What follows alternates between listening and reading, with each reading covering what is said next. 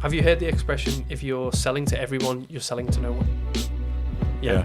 So, and that's something that we really help our clients with, because they think, oh, I should be advertising to everybody and I should be able to provide services for everyone. But then you get low quality clients, people who don't want to pay. But if you say, this is my specific audience, this is what I provide, it's very unique, then you're going to find people who really resonate with that and who really want what you've got. And it's so much easier to connect with good quality people who want to pay, who want to be a part of your journey, rather than just shouting into the wind.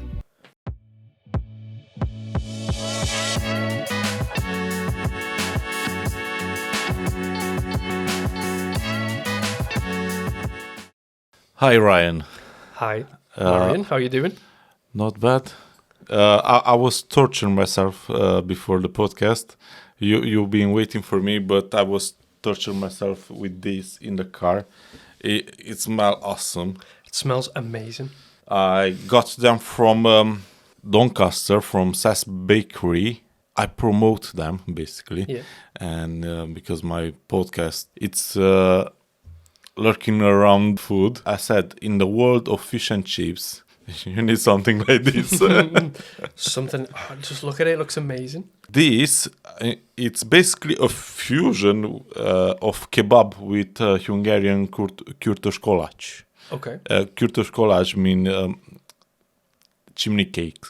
Chimney cake, yeah. Yeah, because after you bake, you put them standing and it's like a chimney. Yeah. You see the vapors getting out, and I tried to capture that in the video, and I think it wasn't visible. I'm not a very good videographer, but I will still try. Every time when I'm going there, this is the second time when I'm eating this week, because they called me first time when they launched the product.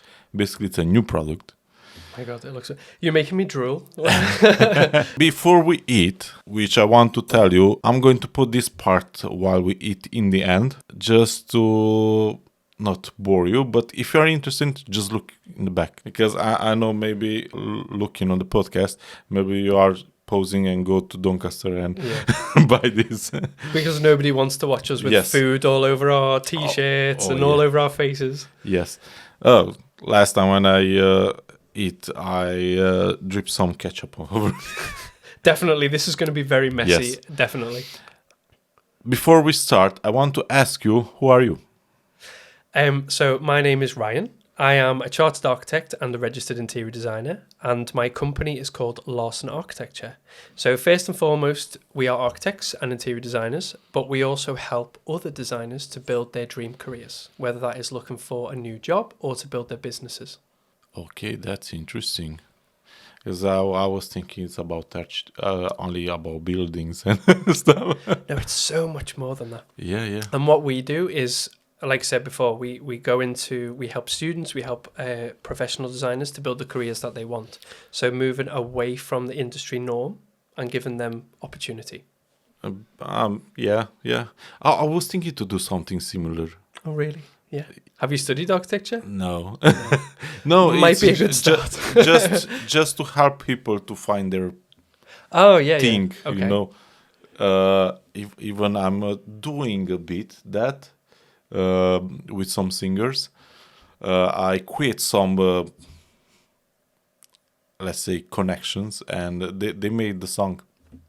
Oh, really? And I'm very proud of that, because the guy, he's from Romania, and the lady is from Nigeria, and they do a song. Even my friend singing French and her language. All right. Yes. Do they speak Romanian? Only my friend. Only your friend. Okay. But then. So it's a new experience for her. Yeah. But basically, it was for him as well. He didn't know her language. Amazing. I don't know exactly how it's called, that language, but yeah, it was quite a good collab. But I was basically I was telling them, you need to do a song, until they really did it. Even they're still working on the video, but it's on internet. Oh, amazing! You'll have to send me that later. Yeah.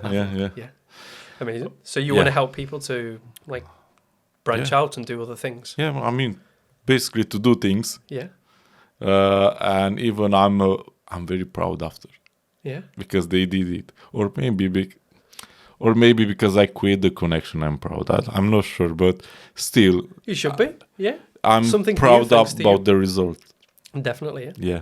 At the moment, we are going to pause this and we are going to eat. The rest is going to be in the end. Yeah. He's absolutely torturing me. Yeah. This is amazing. Oh. Yeah. Now we are back on putting some questions. Back to the interview. Yeah, back to interview, where I interview you, not you, me.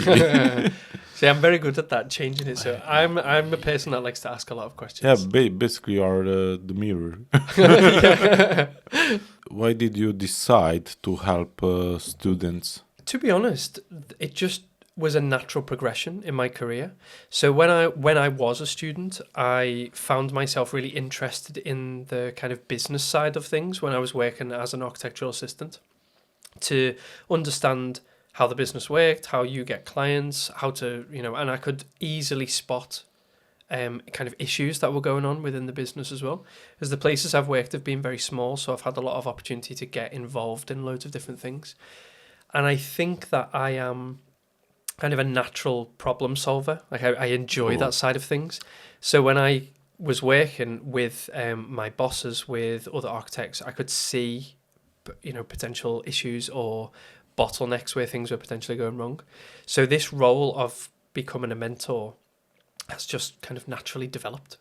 And being involved in that business side, the marketing, social media, it's loads of skills and interests that I have and that I like to do. So it just naturally progressed into that role. I notice when you are teaching someone, you are learning even better. Yeah, and you exactly. are becoming better. Yeah. I think it's your perspective change, because you need to explain someone and you realize then, but it's not really right how I'm doing it. When you speak to other people, if you speak to other people that know obviously about your industry and what you're doing, you get a completely different perspective, and you get a chance to almost see it from outside, because when you're in the problem, the saying, you can't see the wood for the trees. Yeah. So when you're inside the problem, you can't see a solution, or you can't think of anything else. You're kind of blinkered, so you're just focused on the issue. When somebody else could give you a little piece of advice that completely changes your mindset and completely changes the perspective, so you can see the problem from a different angle and find a way out of that problem. At the moment, do you have any awards or challenges which you complete? Any awards? So I would say for me, something that's going to resonate with my clients as well is, for me, actually taking a step out of the normal predetermined career path and being able to set up my own business and actually make it somewhat successful is a massive achievement in our industry. I think there's so many people, especially as creatives, we have so many passions, and we have so many things that we like to do, so many interests, but it's hard to tie them together, and it's hard to make a career out of them. You just kind of get stuck in that 9-to-5 role, but as a creative, that doesn't really feed your creativity. So being able to step outside of that and have your own business that you can run, that you can make money from, but do what you love and have that creative freedom, is something that I think is a massive achievement for anybody, especially in our industry. How the clients feel to work with you? Well, obviously they love it. Obviously. So we've had really, really good success with our clients, and I've had a lot of very positive feedback lately.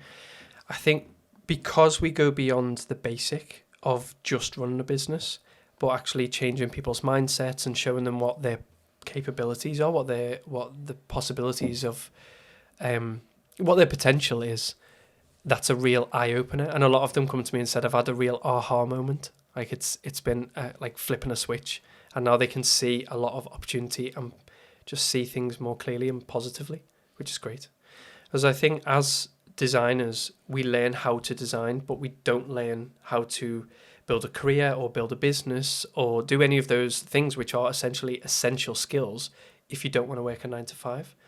So that's what we help our clients with, and that's what they, that's where we see the really positive results, when they get to that point where they have that confidence, or they believe in themselves, they start getting the results, they start earning more money, they're able to leave their 9 to 5 jobs.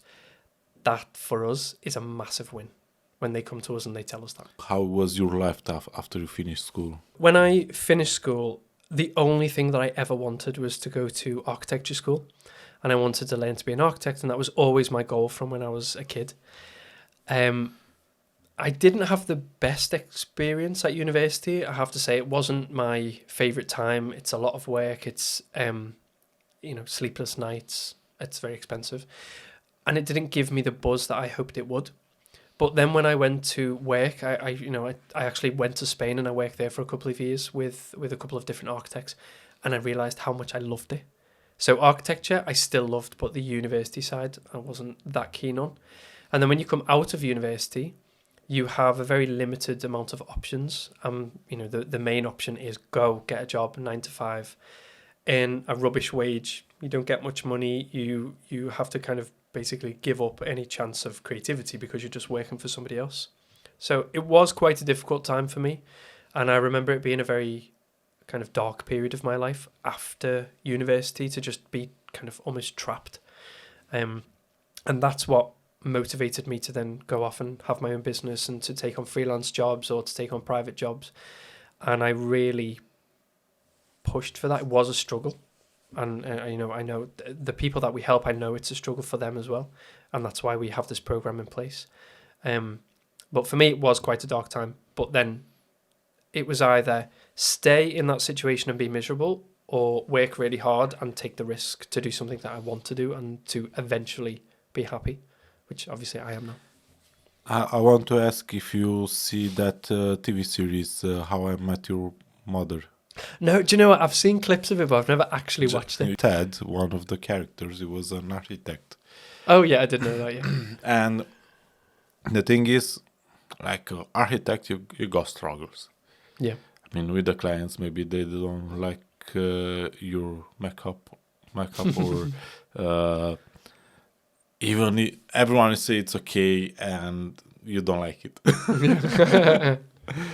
Do you have any struggle with that? With the clients? Yeah.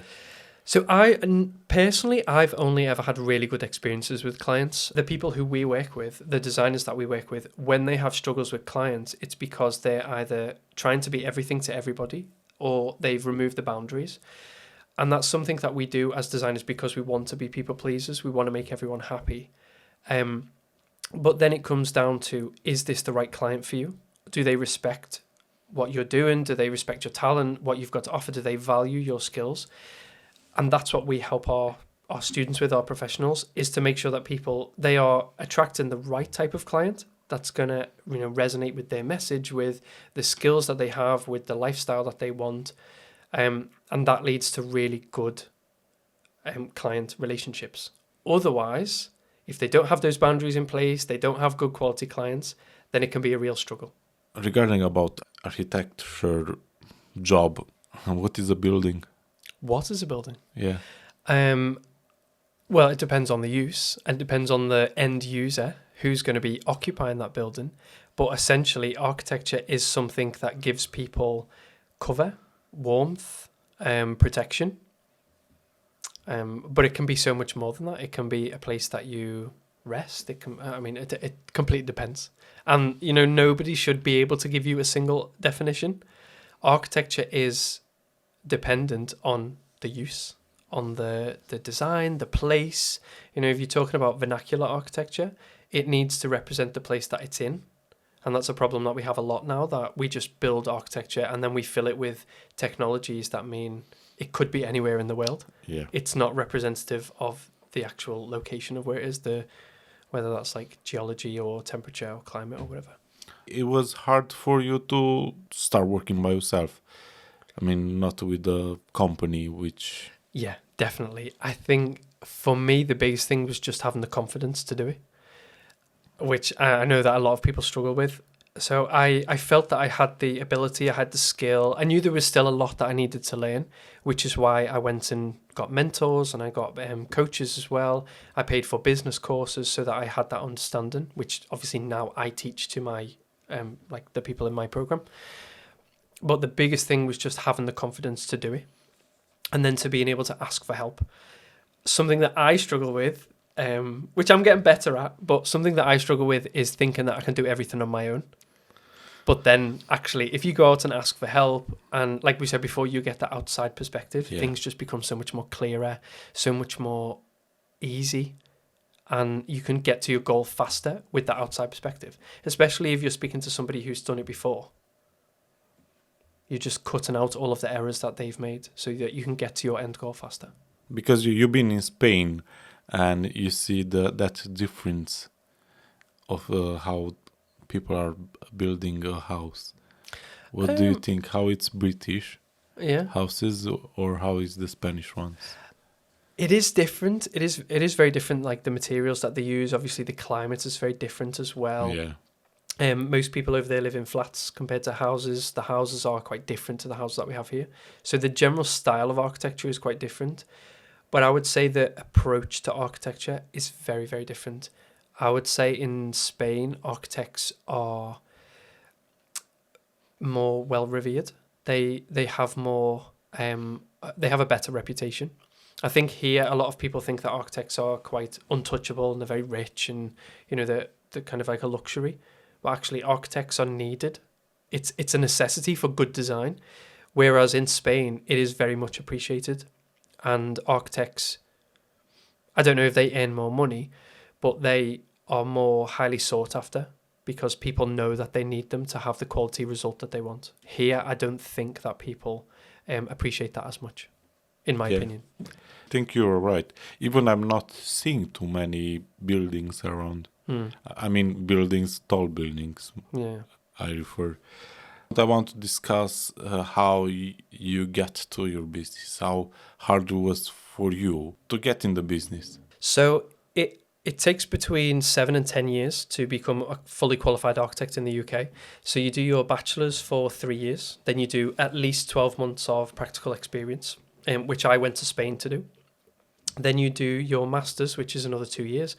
Or you can now do apprenticeships, but that wasn't available when I wanted to do it, believe me, but it wasn't available. And then you do another at least 12 months in practice. And then you go on to do your part 3, which is the your assessment, your professional exams. It's a professional diploma a diploma in professional practice. Yeah, advanced diploma in professional practice. And then after that, once you register with the ARB, which is the Architects Registration Board, you can then call yourself an architect. So it usually takes around 7 to 10 years. It took me 8 years because I spent 2 years in Spain. So it's quite a long journey. It's quite difficult. I'm also a registered interior designer as well, which means I've got kind of that extra qualification. So yeah, it takes a long time. It's very difficult. It's hard work. Anybody who's in the design industry knows how difficult it can be to get there, to get to that level. And then for me, once I came out of university, it was just kind of being stuck in that 9 to 5 after all of those years. It just wasn't really for me. And I went to speak to the boss of the place that I worked, who was great. I learned so much from him. Really loved that job, loved the people that I worked with. But I think there just wasn't the opportunity there. And I think working a 9 to 5 as a designer, you're always going to be working for somebody else, and you're never going to have that opportunity or that freedom of creativity or expression, which I really wanted. So I looked at taking on freelance projects. I started taking on private projects as well. Like most people, it started out with like family and family friends and things like that. And then I just kind of built the confidence to go out and search for work by myself. It wasn't easy. It was a struggle at first, and I would say a lot of it was because of the lack of confidence, and I felt like, who am I to be going to do those projects? And I don't have the experience and the knowledge of people who've been working in the industry for like 30, 40 years. But you've got to start somewhere. Yes. You have to start somewhere. You have to jump out that plane. You have to take the risk. And otherwise, the alternative was to stay in the 9 to 5 and to just work for somebody else. And that was scarier to me than taking the risk to do it by myself. And actually it worked out very well. So I took on a really big freelance contract, which, was some great projects. Again, some of them were in Spain as well, which was amazing. I learned a lot. I learned a lot about what to do in that opportunity, but I also learned a lot about what not to do. Oh, that's a which good is one. which is really good. So it was difficult, but it was very much worth it. And I wouldn't be here today. I wouldn't be on this podcast. I wouldn't be talking to you. I wouldn't be doing the things I'm doing. I wouldn't be working with such amazing people if I'd have just never plucked up the courage to do that by myself. I think that is something that I really struggle with when I'm speaking to new clients, is that they say, I don't know what to do. I don't know if I'm going to be good enough. I don't have the confidence. That's what we're here for. I know what it's like. I've been in their position. I've literally walked in their shoes, and I've made so many mistakes. And now you don't have to. We have this program so that you don't have to make those mistakes, so that we can show you literally step by step how to get to where you want to be, whether that's growing your business, whether that's starting a business from scratch, or whether it's just moving about within the industry to find yourself a better opportunity, a new job, whatever it is. That's great. When you're building a model, you are doing in real life or in software? I love both. I actually really love both. There's a lot of people that I speak to that have never, that don't or have never built a physical model, but I just think it's so fun. I think it's so great. And I think when you've got a client as well, whether it's a client or you're speaking about it in the design team, to have a physical model and to actually be able to touch it and interact with it, it's an extra level that you don't get from a digital model. Yeah, it's fun. Because you can see it in real life. But what is the biggest challenge when you're doing it? Doing a physical model, the glue goes everywhere. Anybody who's ever done any kind of physical model, no, it's the glue. In uni we used to use syringes to put the glue so neatly, and we'd sometimes we'd have gloves. Sometimes I'd come home and all my fingers would be stuck together as well. It gets everywhere. Yeah, I'm trying to put a plane together. My fingers are like this. Definitely the biggest struggle. Yeah, even I try to take a glue which give me some control, but still. No. Maybe I don't have that experience yet, but yeah, I need to practice more. Definitely. The best thing, honestly, is to put it inside a syringe. And then it's so much cleaner. You can have more control of how it comes out. Okay. Definitely a trick Yeah, to use. yeah. I will try. What things did you learn when you help people with mentoring? One of the biggest things, which I've already mentioned, is that so many people don't have the knowledge or the confidence to be able to do what they want. So, like I was saying before, as designers, we learn how to design, but we don't learn how to go beyond that. We don't learn how to build a career or to take advantage of opportunities or to build a business. Nobody has that knowledge, and it's really hard to find that knowledge. You've got to be working very closely with someone who has already done it to be able to learn enough to build the confidence to be able to do it for yourself. So what we do within our program is we actually take people step by step through it from zero to gaining clients, building your brand, building a personal brand, marketing, social media content, all of that, literally from zero to completion. And I would say the biggest thing I've learned is how passionate people are and how much they have to give, but they're not really allowed to give it. Yeah.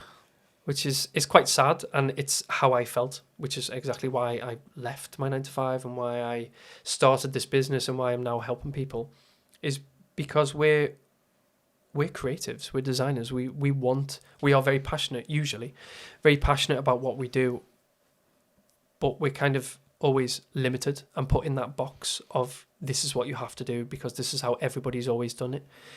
And what I've learned is that people just don't want that. That is not, people come to me and every conversation that I have is almost identical. I don't want to be working a normal job. I don't want to be sat behind a desk. I want to be the leader. I want to be the creative person. And there are opportunities out there for them. They just don't know how to grab those opportunities. They don't know how to take those steps.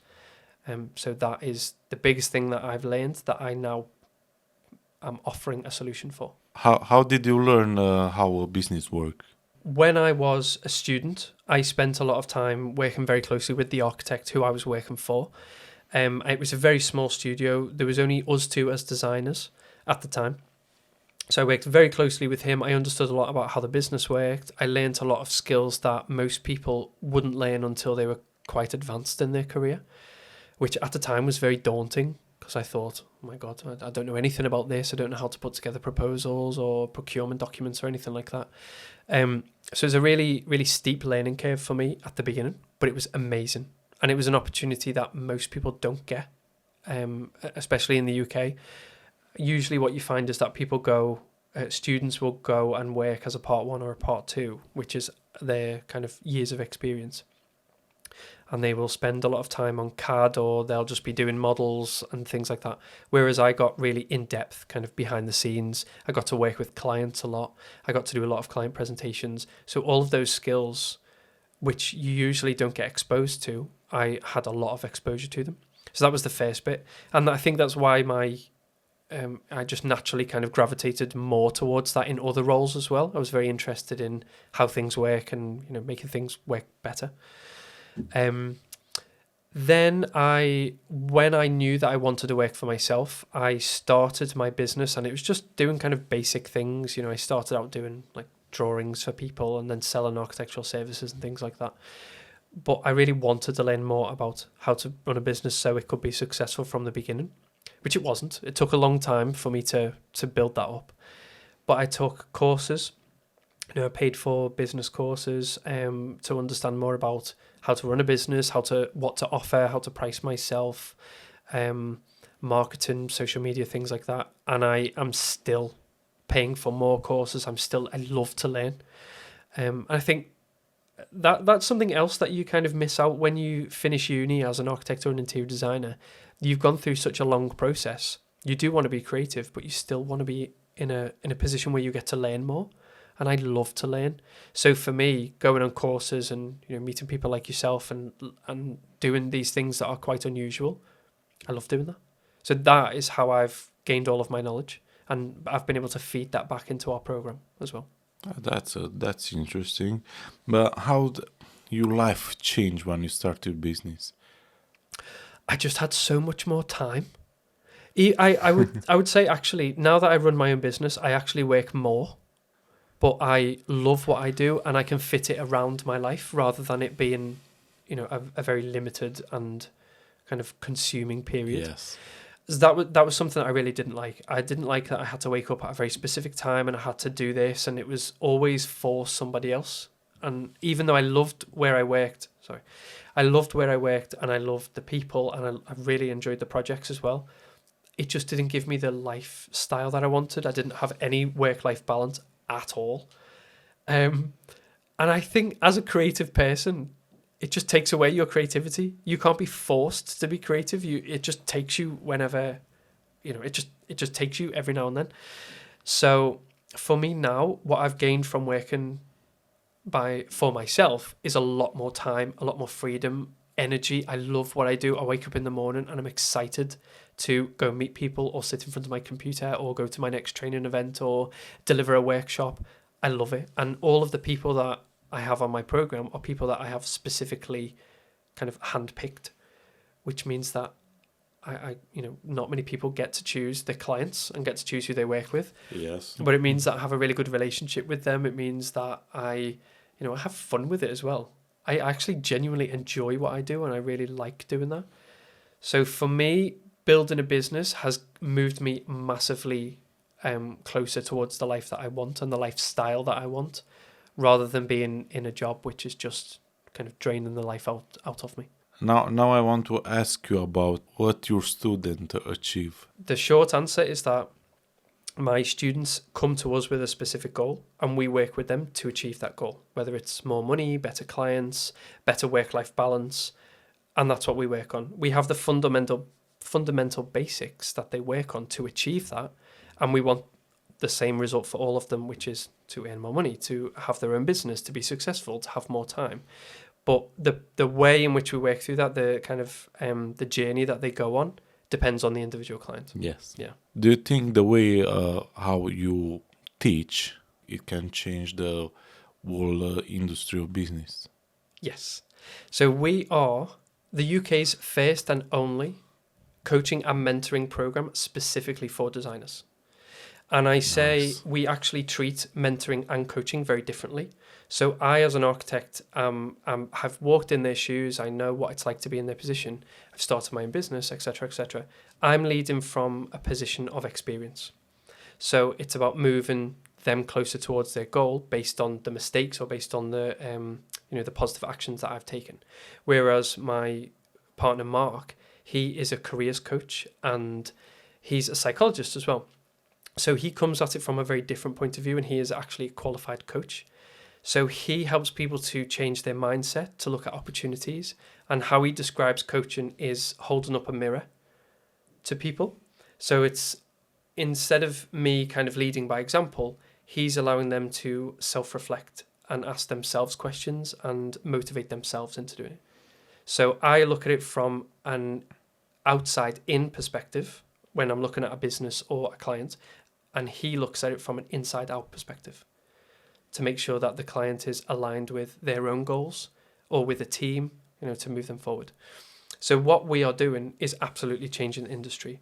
We are making it possible for people to have opportunities that they wouldn't have before and giving them resources that aren't available anywhere else. And there are a lot of people who do coaching, that do mentoring within the architectural industry, within the interior design industry, but nobody offers a complete solution like we do. It's very unique, it's very special, and it's very much tailored to the individual. For me, it's interesting because before I started the podcast, I didn't have this thinking. Yeah. And I realize now I'm able to give solution, or I know the pain of the people. Yeah. Because I have someone who I know, it's a photographer. He did some family photograph for Christmas, and I asked him after Christmas, how is the business? So I gave up. Why? Because you are doing a nice job. I asked him, what makes you different from the others? Because you need to stand out. He said, I'm talented. And why you don't have work then? Find a niche which you can thrive. And basically, in that moment, I just come with the idea. I say, but you can do picture branding. I was thinking, I need some. Yeah, I'll be your first client, yeah. 3 weeks ago, I've been to a networking event here in Barnsley. And it was a lady who did exactly what I told to my friend. So there is a market out yeah. there. Yeah. So, wow, that's perfect. Now I told him, I'm going to help you to build a website, to advertise yourself. Okay, Yeah. and we are going to do this, and you are going to make money. Yeah. And after that, I realized, hold on, what happened? I never think like that. Like, basically, even I'm push them a bit. So you like helped to him, follow, yeah. and then you realize that you could do the same. You need to do the same for yourself. Yeah, but Yeah. I'm helping. I think I'm better at helping people than myself. That's good. Yeah, but the idea is I didn't have that way of thinking how to solve a business problem. Yeah. I think sometimes you just need that external perspective. Yeah, You and need I somebody think else, to point you in the right direction, and then you're like, oh, obviously, and then you can do it. We've found is that as creatives in any kind of industry, if you don't have a niche, you're basically throwing your expertise out to everybody. Yes. Instead of focusing on the right people. Have you heard the expression, if you're selling to everyone, you're selling to no one? Yeah. So, and that's something that we really help our clients with, because they think, oh, I should be advertising to everybody and I should be able to provide services for everyone. But then you get low quality clients, people who don't want to pay, people that want to come onto the podcast for free. But if you say, this is my specific audience, this is what I provide, it's very unique, then you're going to find people who really resonate with that and who really want what you've got. And it's so much easier to connect with good quality people who want to pay, who want to be a part of your journey, rather than just shouting into the wind. This is how I started with asking money for the podcast. I was putting some food in my plate. You see, everything happens around the food. A gentleman come to me, I want to be on your podcast. You need my money. I need your exposure. Yeah. So you didn't follow the usual path. How did this help? I did and I didn't. So I did follow the standard path in terms of I did my bachelor's, then I did a work experience, then I did my master, blah, blah, blah. All of the normal route of an architecture. I did follow that because my ultimate goal was to be an architect. And there was only really one way to do that. But within that, moving to Spain, going to be a part of kind of a very unique experience, and then coming back and then doing freelance work. Because while I was doing my masters, I freelanced for the project for the company that I worked for when I was working in Spain. So that was great, and that was an opportunity that most people don't have. So even though I followed the normal steps, I did it in a very strange way to most people, like in a very unique way. And I think that gave me so much experience kind of beyond my years. So as a young designer, when I finished university, I know that I was at a much higher level than most of the people around me because I'd had opportunities that they hadn't. And I didn't know at the time that I was going to have those opportunities, but I just took the risk, and and it worked really well.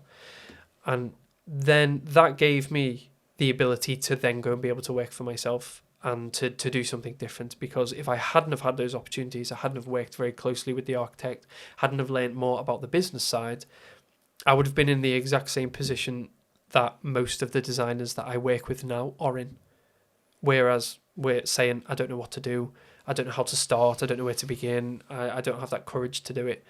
But for me, it wasn't really a choice to follow the normal path, because I find it really hard to work for other people.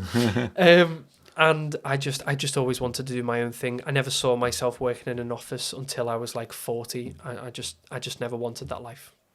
Yeah, that's a good thinking. What do you care the most for your work?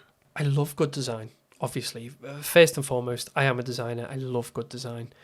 And I still get a real buzz out of it. When I get a new project coming in, I'll still be sat looking at ideas and flipping through Architectural Digest at like 3:00 in the morning. I still love it, and I get really excited about new projects. But I think for me, it's the talking to the clients that I've got, building relationships with them, and I'm talking about the mentoring clients now, helping them to build their life and to build success and to create something that's quite unique. I love that. I get such a buzz from that. And to, when they get the results, and that's something that I always say to my clients is, your success is my success. Obviously, our business is built off the reputation of their success. Yes. But I just love it, and I think it really makes me feel good when they get those positive results as well. If Larsson architecture was a person, what kind of person? It's a really hard thing to answer, but I think the only answer is, it's me. If Larsson Architecture was a person, it would be me. It is me. It's my loves, it's my passions, it's my knowledge, it's my experience, it's my personality. I am the creator, I'm the beautiful mind behind Larsson Architecture. Everything that it is a representation of me and who I am and what I want and my goals. So, yeah, if it was a person, it is a person, and it's me. Yes. I hope in a few years I will ask you to design a building for me. I have worked on a studio before, not a recording studio, but different types of sound booths and stuff before. Yeah, the thing is, I want to make a studio. Yeah. To do basically creations. Yeah, cool. Since I was young, when I had the first camera, I tried to do some videos like creating stuff, but I never did it properly because I was like a single person. I didn't have, even the YouTube wasn't available, but I know it was some softwares where you can do some special effects, and you have to start somewhere. And the thing is, the life come and you need money, you need to work, and you say 9 to 5. Even it was longer for me. Yeah. It was for me as well. And I didn't have time to do that. Yeah. And even now, basically with the podcast, I don't want to do the editing Mm. because I want to pay someone to do it, and I want to do the special thing, like an advert, like a very special advert with smart moves. Or before YouTube, I used to watch videos, short videos on the CDs. Yeah. We have a collection of funny videos or advertising from different countries on CDs. That's quite unique to get a CD like that from a different person. So that's how this started, from those CDs, and now look where you are. Yeah, Yeah. yeah, exactly. Even I didn't have a computer then. Even before I had the computer, I had the CDs, DVDs, and after that I bought the computer. For me, it's weird because I don't need the foundation. I will build foundation after I build the building. Yeah. But That's amazing. can you tell us more about your coaching and mentoring? Who it is for?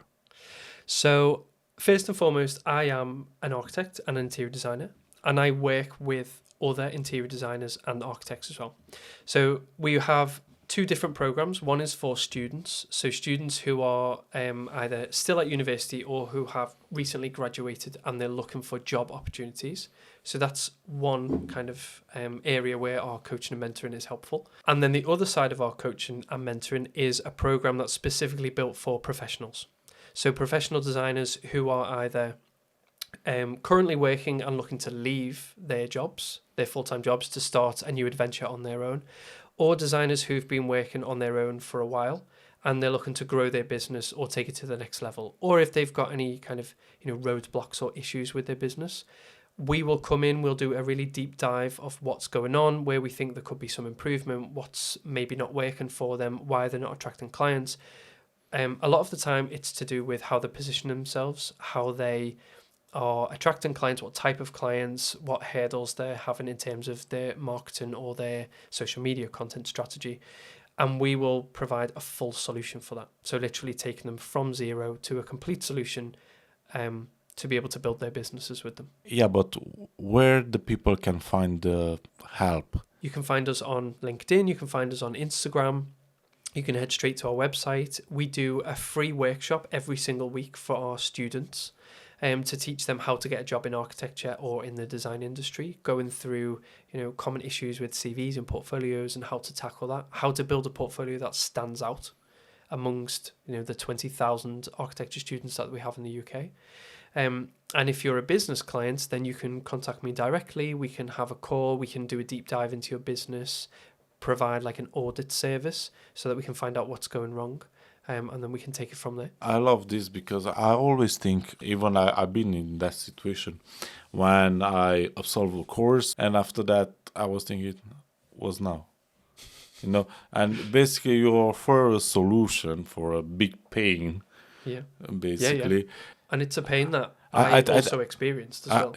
But if I had something similar, someone to give me that solution when I finished high school, I'm supposed to be a millionaire now. Because it's only now I try to figure it out how to deal with stuff which I didn't learn. And I'm learning them now. Yeah. The best time to start is yesterday. Yeah. But the next best time is right now. And it doesn't matter, where you are in your career, how old you are, what your goal is. Just start. Just push yourself out of your comfort zone.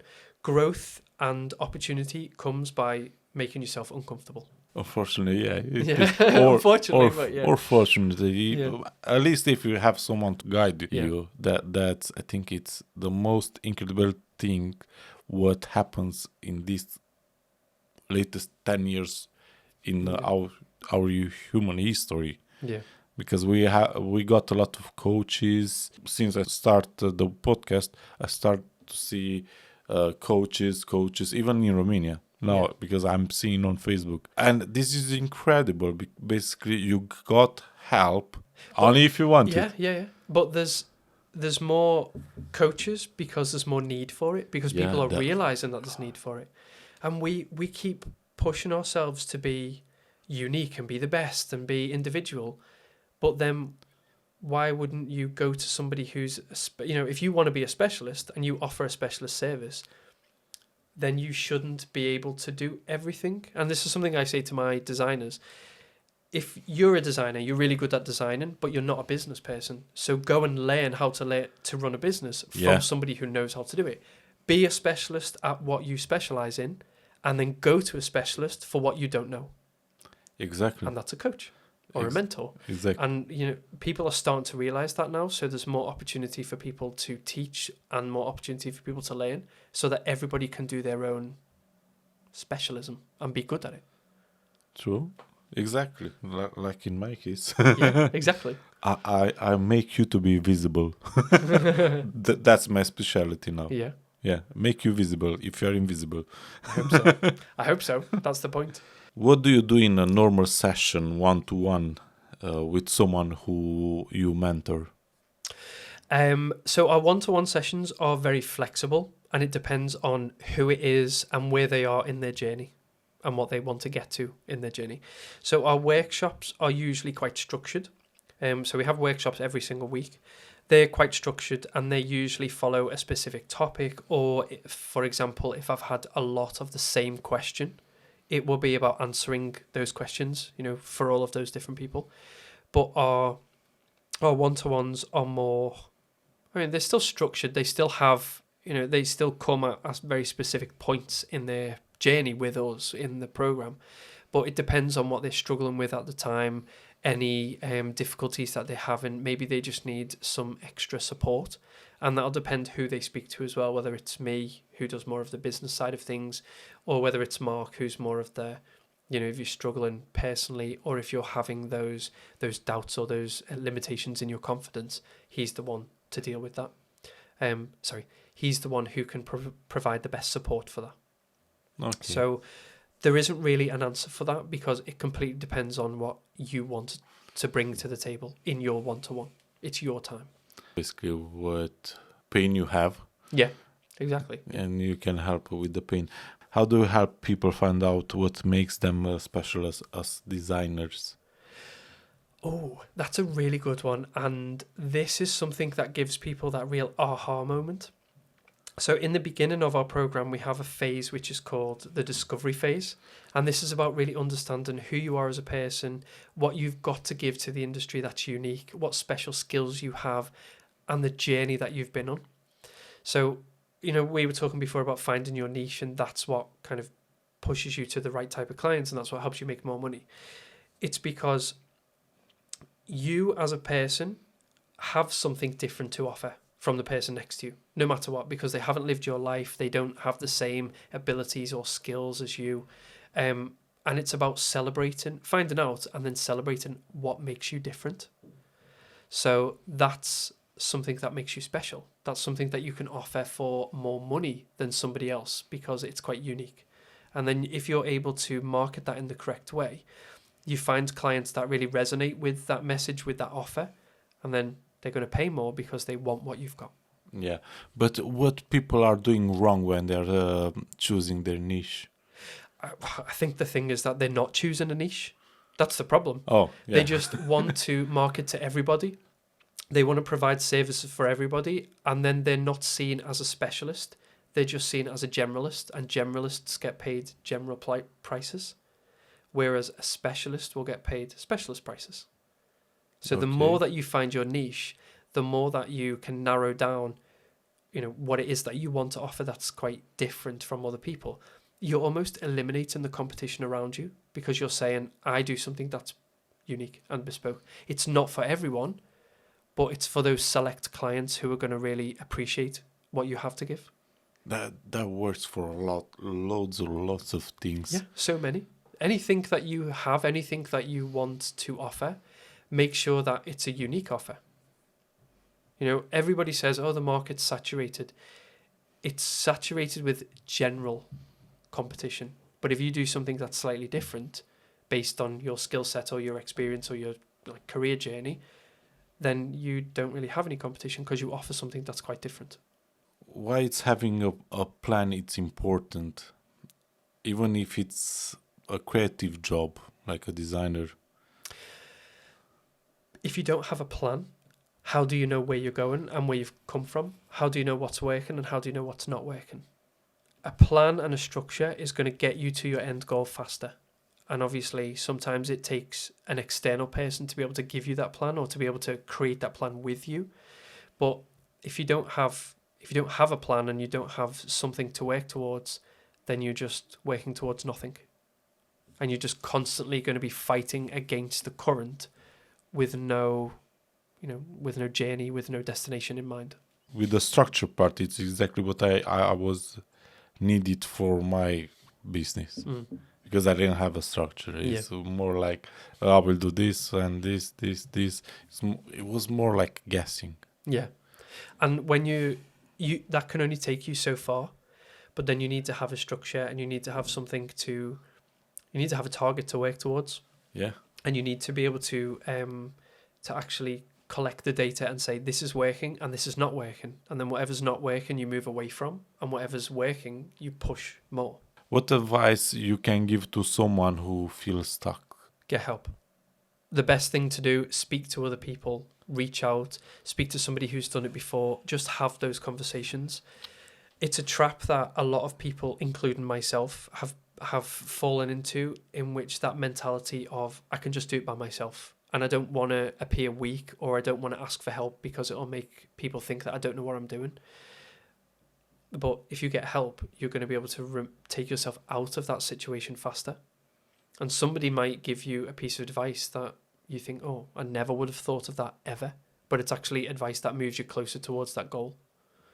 So for me, that was one of the hardest things that I had to get over, was just thinking I could do everything by myself and I didn't need anybody else and I was good enough, and I just kind of felt a bit like almost like a failure if I admitted that I needed help. Yeah. Which I think a lot of people can resonate with as well. But by asking for help, you can move yourself away from the situation. And something that I always say is, if you're not changing the situation, you're choosing the situation. Oh, yeah. Yeah.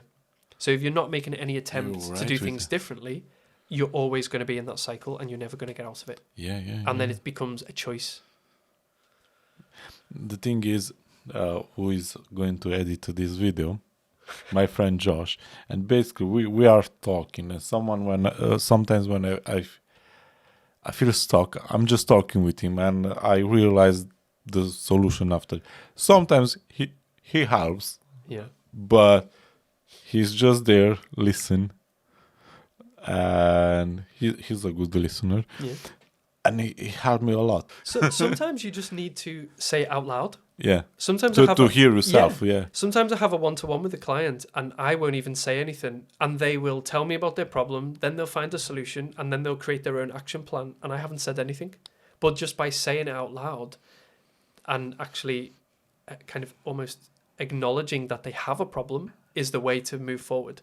With the clients, I'm doing that to let them to tell the actual problem with this. To hear what excuses they have or said. That's another one that a lot of people, and I was really bad for this.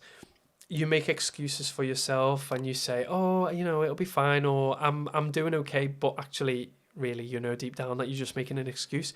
When you say it out loud, you realize how stupid they sound. Or somebody else can say, no, that's not going to work, or that's a really bad excuse. And then you're kind of forced to acknowledge that there is a problem that you need to address. You can't procrastinate anymore. You can't pretend that it's okay, and you have to do something about it now because it's real. Yeah. Later, I start to do these challenges. I start with the boxing for charity. Now I'm doing another challenge for Barnsley Hospice.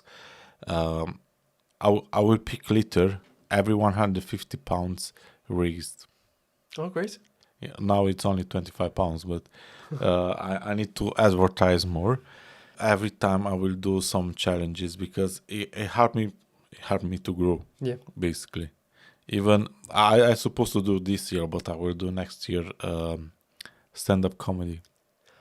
Oh, amazing. Are you going to do it here? In Sheffield it's going to be, because it's that's ultra comedy. It's for charity as well. Yeah.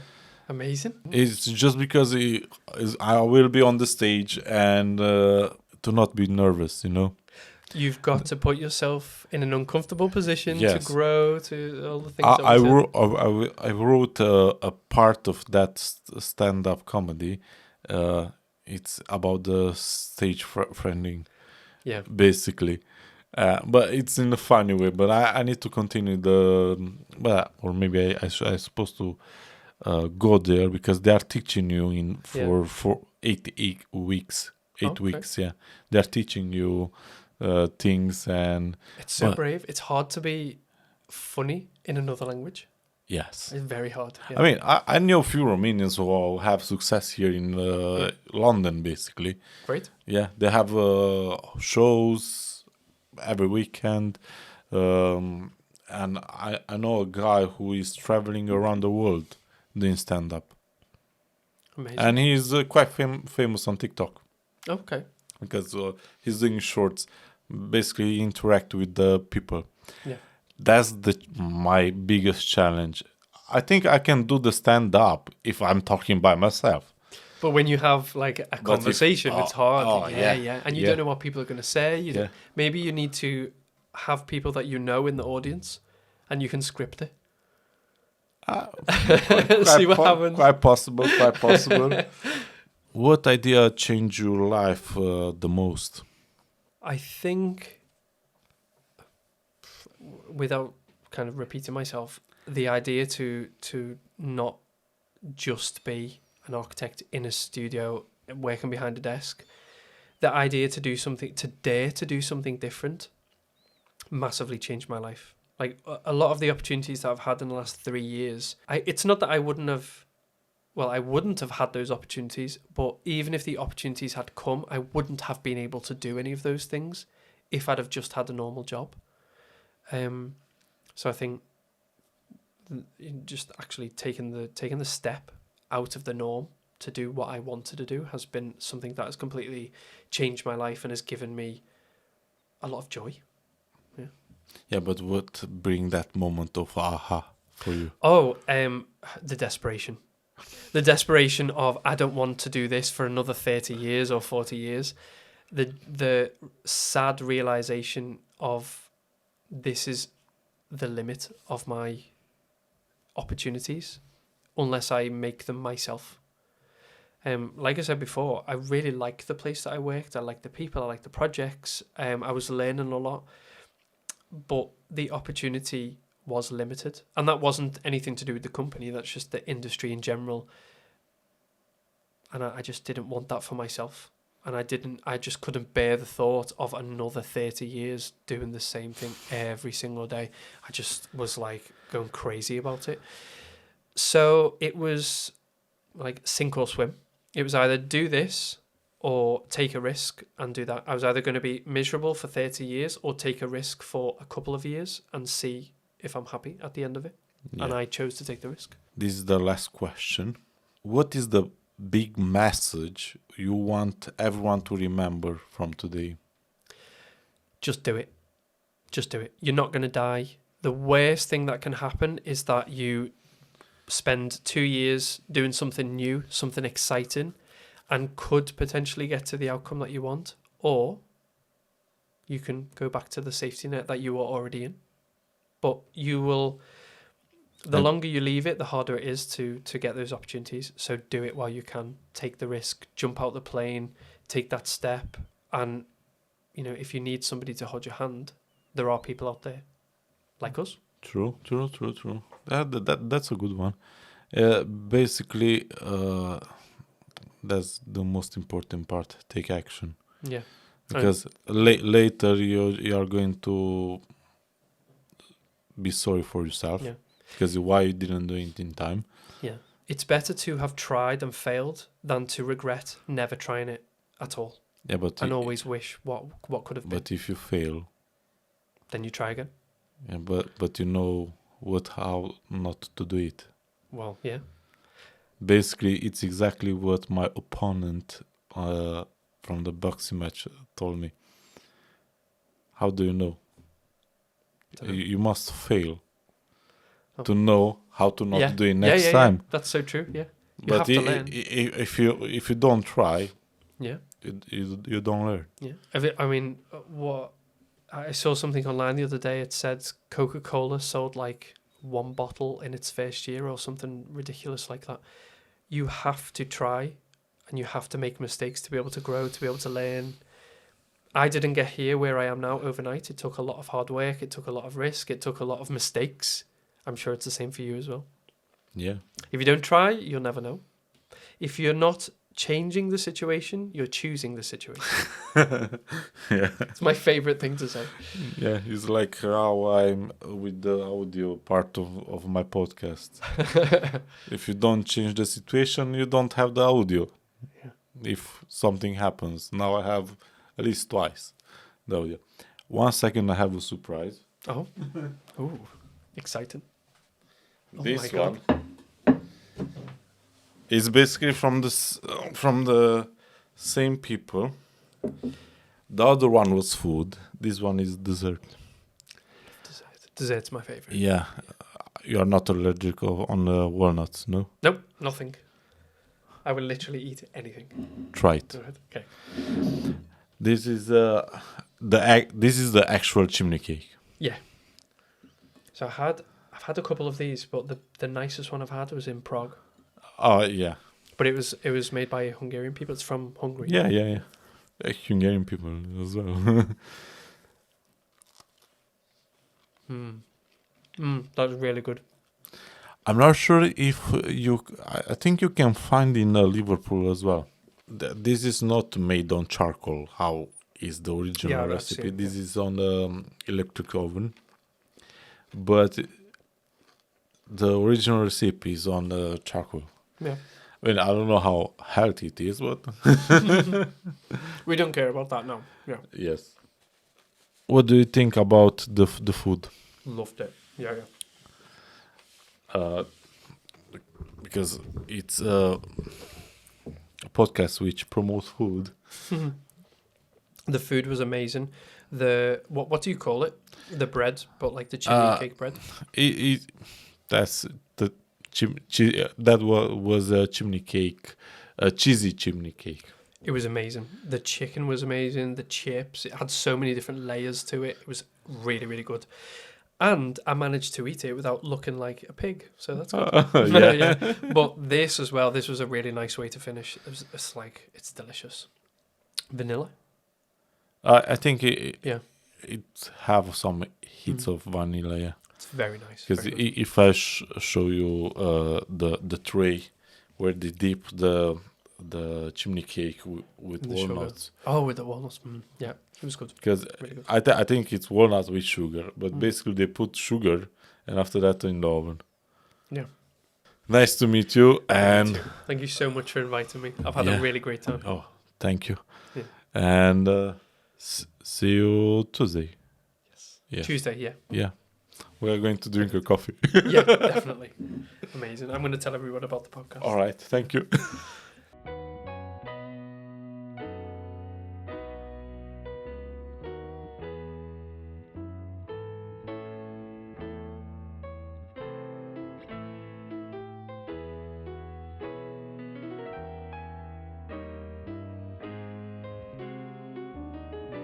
Yeah. He's absolutely torturing me. Yeah. This is amazing. Oh, Yeah. we're creating an ASMR video with the... What is your favorite food? My favorite? Oh, that's a difficult question. I'm a really big foodie. I absolutely love food. I love cooking. I'm quite good at cooking as well. I used to live in Spain, so I know a lot about Spanish cuisine. I would say... Oh, I don't know. That's a really tough one. I would say probably Spanish food. Like Spanish home-cooked food is probably my favorite. Like my mother-in-law makes amazing food. She's a really, really good cook.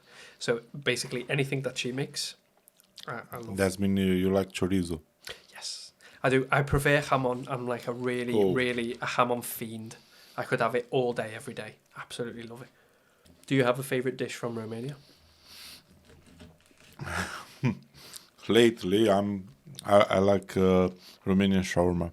What I really like is the meat part. We call them mici. Oh, you mentioned that in one of your Littles. podcasts, Mitch, yeah.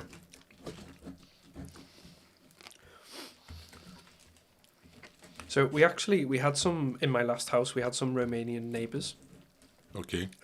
They weren't the best neighbours, but I could hear them speaking all the time, and it's very, very similar to, well, it's a Romance language, isn't it, Romanian? Yes. So it's very similar to like Spanish and Catalan, which are languages that I'm very familiar with. Yeah. And some of the things I could understand, very, very, very, very few, but some of the words I understood in context, obviously. Buenos dias. Bună ziua. It's similar. How did you learn English? Did you study it in school? Yes, but I didn't learn it from School, yeah. games, and movies. Because in 2000... This is amazing, by the way. It's so good. Oh, yeah, and it's a lot of sauce. I'm trying to be very sophisticated and polite, but if you weren't here, I would just pick this up and eat it like All a right, you can do it. Not with the camera watching me. I'll get it all over me. I found it very hard to eat it like that with the hands. That's why I use the fork. It's so good. So this is chicken. Yeah. Yeah.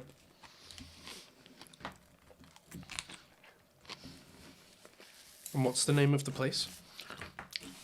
Sauce Bakery. Sass. Yeah, because it's a Hungarian name. But basically they are from Romania. Oh, okay. They are Hungarians from Romania. And they have another food called langos, and they use Romanian cheese on. Nice. So we had plans to go to Romania last year, but a family member got sick, so we couldn't go. But we were going to fly to Bucharest, Okay. and then we were going to fly to Cluj-Napoca. Yeah, we were going to fly there, which is in Transylvania, right? Yeah, Yeah. it's near to my city, where I was born. Just in this morning, I opened the phone. I got this ad, which it was targeted. You can fly from Leeds to Cluj for participant to Untold. I don't know if you know that festival. No? It's in Cluj.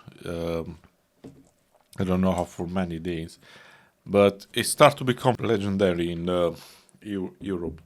A lot of people are coming. Armin van Buren is going there, and a lot of known artists. Yeah, it's called Untold. So it's a music festival. Yeah, a lot Nice. of beer. A lot of deer. Beer Oh, beer. cheaper than here. Yeah. Ugh. Everything's cheaper than here now. You know, after you eat, you have a different energy for the podcast. Sleepy. Like, Depends. No, should have so much more energy.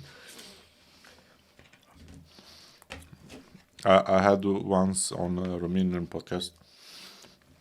I didn't sleep a few nights in a row too much, and I had this lady. She was talking a lot. She didn't let me, and the voice was soothing, and I was sleeping. I think there's some trace of garlic. So I feel sorry for you because I'm going to be like burping all the way through the interview.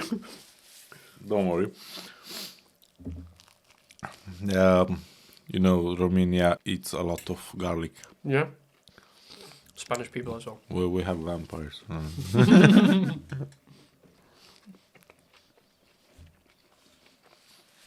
What's the best food that you've had on the show?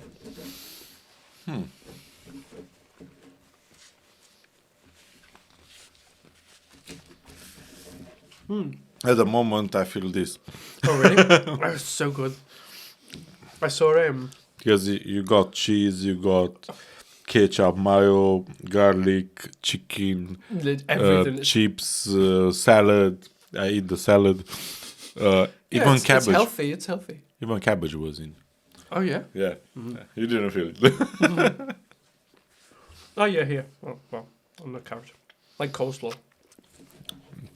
No, it was fresh cabbage, Mm. but because she put the mayo and ketchup, it's So nice.